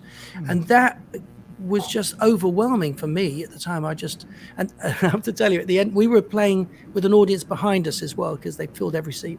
At the end of the show, we came back out again, and all the band ran up to the front to wave at the audience and say thank you and everything. And I kind of thought, well, my keyboards are towards the back. I'll go and kind of say thank you to the people behind us. Don't want to ignore them.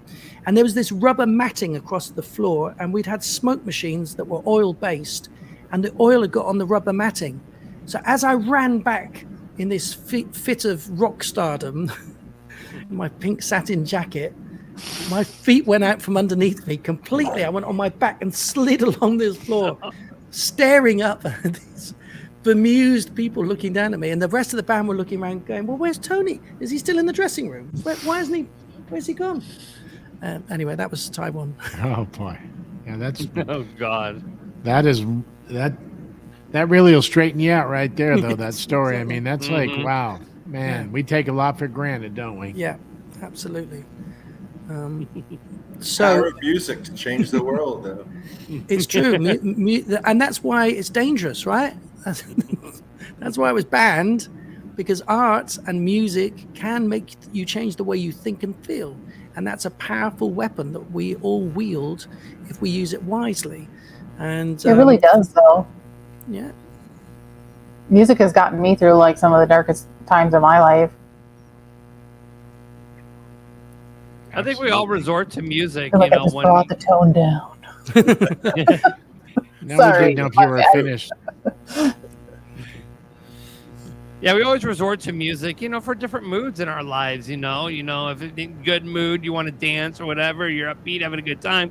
But even in the sad times in our life, we just want to listen to a sad song. It just makes us feel, it allows us the emotions to come out. And sometimes we need that release of emotion sometimes.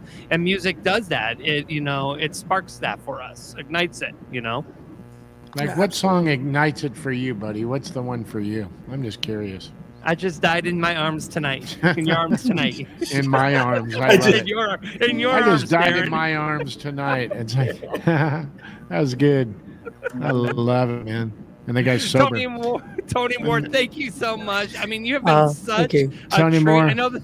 I just, your stories and your journey is such amazing. And just, listening to your voice and your music, it's, it's such a great inspiration for a lot of artists out there that, and honestly, I'm really blessed to be able to have you on our show today. So thank you so much from the bottom of my heart. It's been an absolute pleasure. Thank you, Roger. Thank you, Darren. Thank you, Lydia. Thank you, Stormin Norman Voss. And I was watching some of the videos when you were, as you're working with Bret, and doing an amazing job, man. I read the story of all of that. What a great gig, and what a wonderful story. And you're doing the things. We're all doing the things that we love to do. So anyway, it's a great pleasure to have met you all. One day maybe I'll meet you all at some point in the flesh. My long-term plan is eventually to bring the Awake show. It's been in London for a year now. I do it twice a month, and it's always full, but in a smallish venue. But I've got some promoters that I'm talking to about building it to the next level. And when I get it to the States, I will let you guys know. And please do. It will be a thing. I love that. Yep. Hey, just know one thing, man. Yep. As incredible as your music's been, as incredible as your story's been, man, your spirit's bigger than all of it, dude. Absolutely. You're an incredible person, man. I swear, I'm not just saying that to you, man. I feel that about you, man. And, all the accolades and everything. Okay, wonderful, man. But you've come off like something that has filled my heart tonight, way beyond the music, buddy. Thank you. Then thank you for allowing me to join you and be a part of this. And I've had a great fun, and I probably ought to go to bed after this. I've got yes, you should. Two it's a shows little bit tomorrow. late for you, It's right? only 3:30. Exactly, it's only 3. I've That's got at least another hour to go. I need to write a song now. Yeah, right. He's Thank going to you, write Tony. a song about this experience and be like, Exactly. I'm never Right. going to talk Cliche. again. Shut I. It was really great getting to talk to you, Tony. Thank Yeah, you it's so lovely much. to speak to you, Lydia. And Thank you. I love Albany. It's a great place. When I'm in New York, I stay up near Saratoga on Lake Sakandaka. Oh, okay. Awesome. And Exit 97.7, I think is a big PBS radio station down there. I've done lots of things on there with Chris and Joyce Jackie, and I have a lot of love for Albany. It's been kind to me over the years. Yay. Anyway, I'll leave you guys to talk. Enjoy the rest of the show. Enjoy and get Thank some you. sleep, Tony. All right, thanks a lot. See you later. Peace. All right. So that was Tony Moore. Norman! Hey. Norman's in the house. Norman, how you Stormin'. doing, brother? Doing great. Glad to be here. I appreciate you being patient backstage. I enjoyed it all. No, that was great. Tony has a new fan right here. I never knew of him, never knew about him. But then when I heard he was on the show, I looked him up, and boy, just right there in his bedroom, made me a new fan. That was awesome. I think a lot of people, man. You're right. Can't wait to go check him out afterwards and listen to all that stuff he's talking about. Incredible. Yeah. What a beautiful tone to that guy's voice too. Huh? Right? I could listen to him talk all night. Yeah. Well, I wasn't. But referring now I get to listen to Norman. Yeah. Listen to Norman. Norman. Norman, come out to play like the Warriors. Norman, come out. Which is like what, a- it just makes me think of Psycho, which is one of my favorite horror films. So You like that? Yeah. Yeah. You want to know what my favorite horror film is? yes, I do. It is House That Eats Flesh and Reunion from Hell 2. You hooked me up. Just kidding, actually, but Oh my God. no, I just looked you up while we were talking. But hey, good for you. That's awesome. Why, thank you. My biggest horror film that I loved was Jaws. Just kidding. They're showing it on IMAX this weekend. Yours? Jaws. Oh, Jaws. My films aren't out yet. When are they coming out? Were they coming out soon? Not soon enough. I have one short that's on YouTube called Kiss Me Judas, but that's it. So Norman, yes, what's your go-to bass, dude? Like on the road, what do you love to play? Well, what's interesting is that when I joined Bret Michaels, he had Eric Brittingham from Cinderella as his bass player. And what happened was he sort of stepped down. He thought he had COVID, so he stepped down on a Tuesday, and they had a show on a Friday.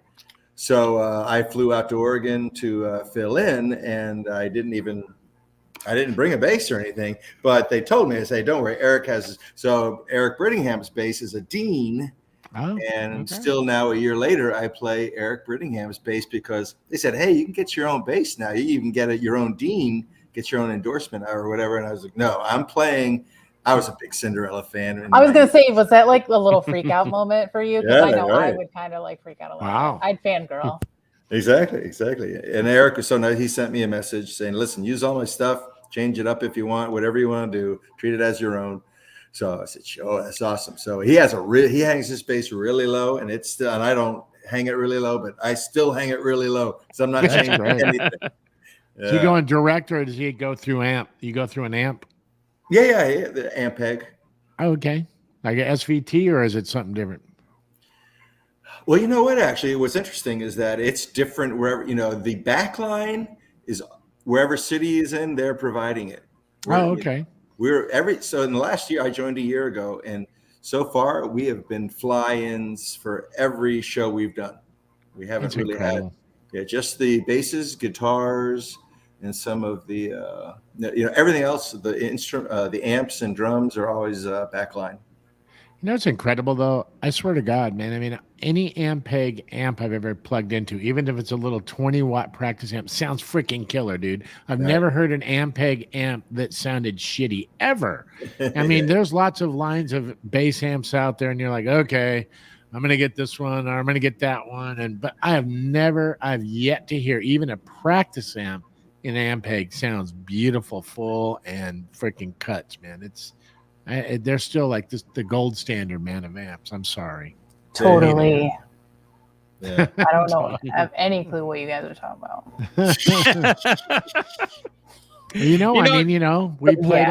We played them all, and you know what? That's the one. And it doesn't even have to be the SVT. It doesn't have to be that big old monster. I mean, there's compacts and bigger the sound better. Incredible these days. Mm-hmm. Norman, we met this summer when you were performing in Boise, Idaho with the Bret Michaels Band. And I'm trying to get your attention back at the end of the concert. You're in the back over there and doing T-shirts and all that other stuff and trying to get people for raffles. And I'm like, hey, I'm with Roger the Wild Child show. And you're like, okay. That's cool. That's cool. Hey, do you guys want a shirt? You guys want this? You want that? I'm like, hey, listen, let's get you on the show, or let's get Bret on the show. And all right, let's exchange information. And so finally you're like doing that and trying to deal with the crowd. But like I said, you're a great sport, man. I'm glad that we connected and to actually make this happen here. And now look, you're actually on the show. Exactly. And he's a merch expert, man. You see, he's out there handling the merch. That's right. On the road too. He's a bass player / merch pusher. Exactly. Playing and all. Yeah. The funny thing is that I actually live streamed that show from the Roger the Wild Child page. The whole concert, the last I checked, was 137,000 views. Yeah, that's amazing. Wow. That was crazy. I was just like, it just kept going viral. And I was like, like a couple days later, I'm like, whoa. And the numbers were just so jumping. And I'm like, people are still sharing this and viewing it. And to this day, people are still commenting on the stream. And I'll reshare it later today after the show so that everybody can see it. But yeah great concert, man. I mean, that was a wild night because the storm that came up, Yes. Yep. At the very end there. Boom. Yeah. Such strong winds, and I thought we were just going to have to stop right there, but we were on our last song, so it worked out perfect. But it worked rain perfectly. And wind came, and wow. Yeah. So how did you connect with Bret? So Bret, his band, his solo band, is sort of run by the guitar player Pete Evick. He's been playing with Bret for 20 years now. And so Pete is from Manassas, Virginia. I'm from Fredericksburg, Virginia, and I've known Pete for about 18 years. And so last spring, Pete Evick has his own solo band, and he was playing a wedding. And he said, hey, my guitar player can't play this wedding. Who should I get to play the wedding? And he named two guys, and I just said, neither of them. You should have me play your wedding. He goes, wow, okay. He goes, well, listen, here's all the songs. He gave me like 24 cover songs. I learned them. I love to learn songs. I love to have to ear the songs. It just brings me back to my teenage years of earing a song to learn it. And then I said, hey, how about let's play some of your originals? He's like, what? You want to play? I said, sure. I'd love to learn them. So he sent me a dozen originals to learn. I learned them all. And so after this wedding we did, he goes, man, I put my guitar down. I knew I could trust you. You learned everything so well. I was so impressed. And that was in May. And so needless to say, then August comes by and he calls me. Just a quick funny story is that I have my home band, Stormin Norman Band. And it was a Tuesday afternoon. It was a year ago, actually, last Tuesday. And my booking agent calls me and said, listen, the show this Friday is canceled. And I go, wow, what happened? He goes, yeah, the club just doesn't like you. I was like, oh wow. Who wouldn't like you? Right? That's a downer. Do you want me to go fight them? Because I will. Well, it's all good. It's funny because so I hang up. I said, oh, okay, that's cool. I hang up the phone and I'm just thinking like, you know what? Maybe I'm done playing. Why am I still doing this? And still 30 seconds later, I'm holding my phone and the phone rings. I look at it and it's Pete Evick. I answer it. I go, hey, Pete, what's up? He goes, what are you doing Friday? I go, nothing now. And he goes, you want to play in Oregon? I said, in Oregon with who? He goes, with Bret Michaels. I said, I do now. That's right. So, and by the way, so I was a lead guitar player for when I played with Pete and went with my own band. But I played bass in different bands also. So it just really was a thing in my mind when I look back on my life of just to, network, to be able to try to impress people. And you never know what will happen. I know he was the guitar player for Bret Michaels Band. Of course, I'm going to learn all the songs he wants me to learn to impress him. And again, that was then in the right place in the right time. Yeah, so, there you go. Yeah, everything happens for a reason. Exactly.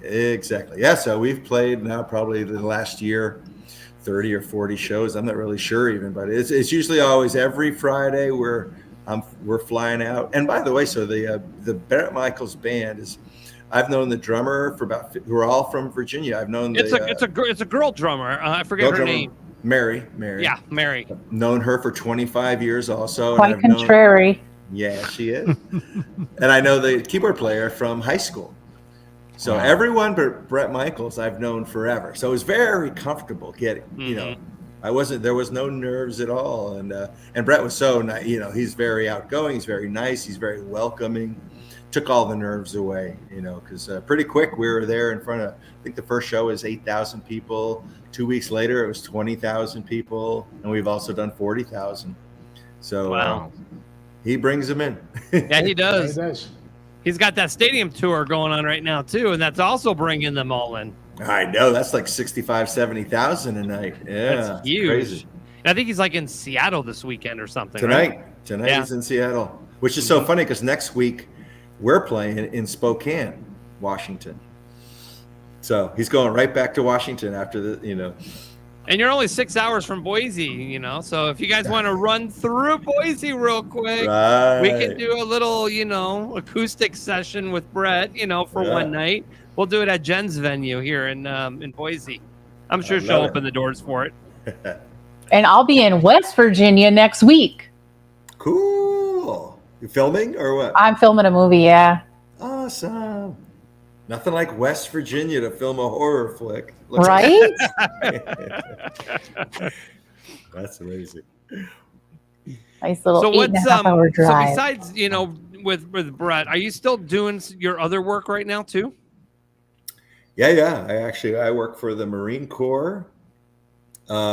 It's another sort of COVID story is how I was able to do this, because the last 2 years I sort of been working from home. So they were used to not seeing me.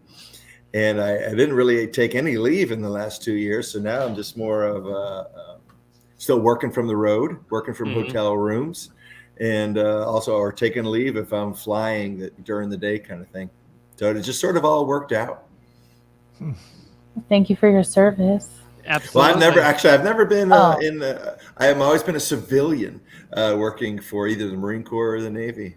Yeah. But still, you're still serving, you're working for the country. So, thank you. Yeah. Been doing it since high school, actually. It's crazy. Have you? Yeah. So I might be retiring from that this January. We'll see. Hopefully. Because the stadium tour is ending next week. And every time they had a day off from the stadium tour, Bret would book a date for us. I think their last tour is in Las Vegas, isn't it? It's Las Vegas on the 8th or 9th next week. Over at Allegiant Stadium. Right. Yeah. So I think it's on the 9th. So we're playing on the 8th in Spokane. He's having the last night of the tour on the 9th in Las Vegas. And then we're playing on the 10th in Texas. Wow. So back to back for him. Yeah. And then we're on the road for the next month. He does not. He's like James Brown, businessman in show business, does not quit. So next month. I got a question for you, man. Yeah. So, growing up, West Virginia, right? Virginia. Yeah. Who are the guys that got you motivated, man, and excited about playing guitar or bass? Who are your guitar guys and who are your bass guys that got you the most excited? When I was in high school, it was, funnily enough, I should have told Tony Moore, is that it was Iron Maiden and Judas Priest. That was just a young heavy metal head. Yeah. And Steve Harris, of course, on bass. He's still the best, to me. And so awesome. But a UFO, I was a big UFO fan back then. Yeah, just all That's funny that I say UFO, Judas Priest, Iron Maiden. So all the new wave of British heavy metal, in a sense, or at least all the stuff from England. Yeah. Yeah. And guitar playing, who were the guitar, same thing, kind of just a mix of those same kind of bands. Michael Schenker from UFO, Ted Nugent, just all the Eddie Van Halen when he came, of course, ruled. I looked a lot like Eddie Van Halen back then, actually. Yeah, I could see that. That's great, man. Yeah, I love all that stuff. Don't we have Ted Nugent's drummer coming on pretty soon? Yes, we do. He'll be coming on the 21st with actor Eric Roberts, who will be on the show with us. Same episode. So awesome. Yeah, so that's going to be a fun one. You guys want to mark definitely on your calendar for sure. Yeah. What's funny is that I just put out a video last week, and it's me playing Poison, Talk Dirty to Me in 1987. I was just turned 21, I believe. Yeah, just turned 21. And so the video goes from me. I'm playing in this tiny little bar with my local band. Place is packed. I always was proud. Like back then, I was like, I'm a rock star. This place is packed. Yeah, man. Playing Poison. But the video goes from me playing it in 21 years old, 1987, to playing it in 2021 with Bret Michaels on this huge stage. That's awesome. That's awesome. Yeah. That's so it really is it's a great, in the video, it's such an epitome of your dreams coming true. Who would have thunk, right? You never knew you would, back then be like, oh yeah, I'm going to be on stage with Bret Michaels. Yeah, whatever. If someone told you that, you'd be like, okay. Can't plan it out. I have better odds just, betting on the lottery here, on the Powerball, but. Right. So you never know that. That's the story. You never know what may happen in your life, especially since I thought I was going to quit music. And 30 seconds later, this new door opened up, Yeah. So, at the 11th hour, man. Look at that. Exactly. That's crazy. But, most things happen that way, for most people. It doesn't even have to be in the music business, but, it's interesting, what, just can come around the corner. And the things that are big that happen to people, they're always a surprise, people, try and plan out their lives and careers, and it's good to have some ideas possibly, and it's good to have some sort of goals and things like that. But I've started many businesses in my life. People are like, wow, did you write a business plan? I'm like, hell no, I was too fucking stupid to write one of those. I just went for it, man. And things worked out, man. And if they weren't working out, I was bobbing and weaving really quick to make them work out. And then, because I never would have gotten anything done if I would have written out a business plan. I mean, you kidding? I don't even know my times tables, man. I'm going to write a business plan. I'm not joking, man. I'm not kidding. So, it's weird, just, you're right. Just keeping your feet moving and, those doors are going to pop open one way or another, and they do somehow. Yeah. I've always had the attitude of just to have fun was the most important thing. And it's because a lot of players that I've played with always got a little too serious. We got to make it. And then once you're not going to make it, then we quit kind of thing. Let's break up. And then I started actually just playing with close friends. My wife played with me for a while. She played bass. Oh, I really? taught her to play bass. Yeah. So it's a musical marriage. Yeah, that's right. Exactly. Yeah. Because I not a rocky marriage. It's a musical marriage. Right. As we were talking about earlier with Ike. Our 19th anniversary was yesterday, but well, congratulations. Thank you. 20 years ago, she met me playing. I was playing out, and I quickly realized, I said, you're going to get sick of coming out to see me all the time. I got to get you involved. And I thought, I'm going to have you play bass. And 3 weeks later, she was my bass player. She learned 36 songs. I had the notes on. Oh, wow. I put my foot on the notes, what note to play. She did great. Yeah. That's awesome, so cool. Man. Yeah, love it. That's great. There's something about girl bass players too, man. You don't see a lot of them, man. So it's pretty cool. Your daughter's a bass player, Darren. She is, but she's a chef. So, everybody in my family's a bass player. But, my dad was we were in my basement here, man. And it was great because all of us were here. And we were just down here, everybody was trading off, grabbing the bass. And Lauren, she grabbed it, man. And it's funny because she is powerful as my brother has been, with Chicago and playing bass and, the whole thing. You got Jerry Sheff, Riders on the Storm, LA Woman guy, man, who's sitting there watching you. And my daughter, man, she's funny how her genes, man, she comes out and plays like all of his parts, like LA Woman, Riders on the Storm, but has the most nuances of and we're all great bass players in this family, but there's something that she's got, man, that's just this crazy little thing, man, and she digs in. She's not like some little lightweight girl trying to play bass, man. She's like really getting into that thing. So yeah, she's awesome with that. She's been doing some gigs lately and people have been hiring her, and so it's pretty cool. You know who Cher Ross is? Bass player Cher Ross. She's with Vixen. The all-girl band Vixen. Yes. And now, I know her, and I've met her, and great. Yeah. She's incredible too, man. She played on, they did a Down and Outs record with Joe Elliott. Joe Elliott. Yeah, it's incredible, man. You know exactly what that project is. So Def Leppard guy, man, but he sings in his little more natural register on those tunes, and man, it's good to hear him in that zone, man. And those songs, as nostalgic as they wrote them, based on old classic Mott the Hoople, whatever, that style and Cher, man. She's freaking killing it on some of those tunes, man. Yeah. Anyway, didn't mean to segue away from that, but you're talking about your wife playing bass, and we're talking about female bass players. So yeah.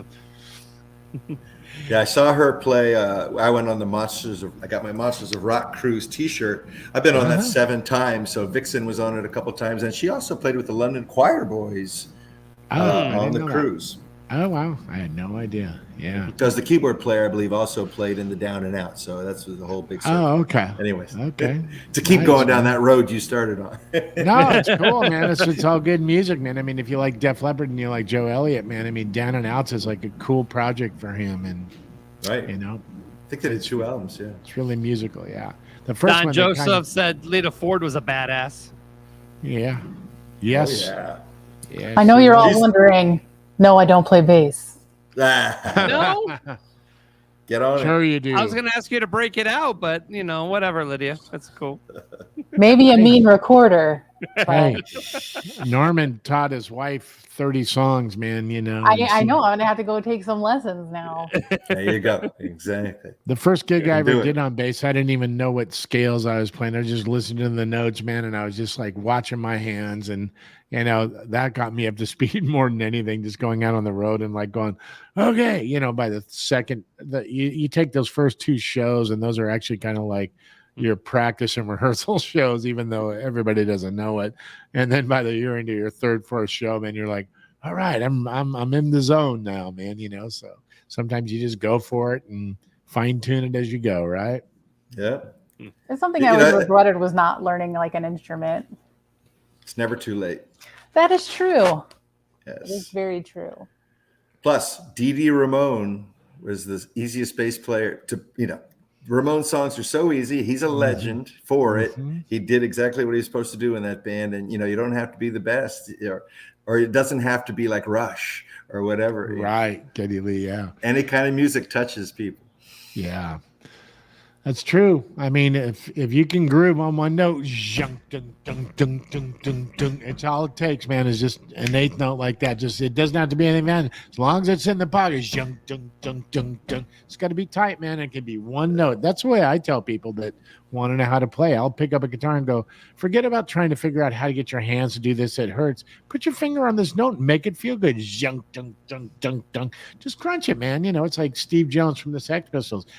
Everything was junk. It's like this was pop music back then. They called it punk, but it was like, melodic rock, basically. You listen to the anthem choruses, right, from that Sex Pistols record. It was like as freaking rock as it could be.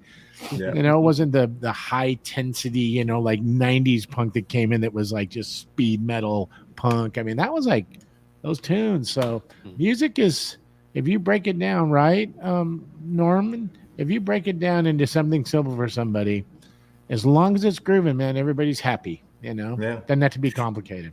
Just that's what I wanted to get Tony back on. That's what I wanted to talk to him about. Because, Iron Maiden, he wanted to have a prog keyboard player, but that was 1977, right when punk rock was the biggest hit, so big in England, because everyone was so sick of watching prog rock. They wanted to do it themselves. Like, I can be the one on stage now. It's funny how that comes about. It is.